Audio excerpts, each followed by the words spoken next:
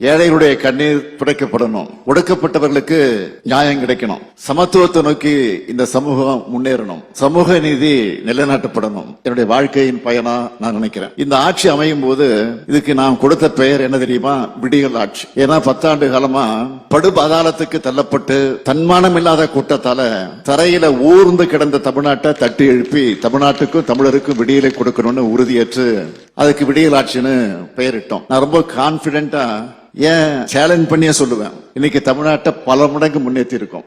ஒவ்வொரு குடும்பத்திலையும் விடியலை ஏற்படுத்தி வெளிச்சம் பாய்ச்சி இருக்கும். இது உறுதி. இந்த 4 ஆண்டுகள்ல ஏராளமான திட்டங்களை செயல்படுத்தி இருக்கும். அதுல சில முத்திரை திட்டங்களை எடுத்து சொல்லணும்னா, இங்கே சொன்னாங்க கலைஞர் மகளிர் உரிமை திட்டத்தை பத்தி பேசினாங்க. இந்த திட்டத்தை தொடங்கினதுல ஒவ்வொரு பயனாளிக்கும் இதுவரைக்கும் 20,000 ரூபாய் வழங்கப்பட்டிருக்கு. இன்னைக்கு ஒவ்வொரு மாதமும் 1,14,00,000 மகளிருக்கு 1000 ரூபாய்னு இந்த உரிமை தொகை வர்றப்போ அவங்க என்ன சொல்றாங்கன்னா, எங்க அண்ணன் ஸ்டாலின் கொடுக்கிற சீர்னு என்னோட சகோதரிகள் சுயமரியாதையோடு பேசுறாங்க. பெருமைப்படுறோம்.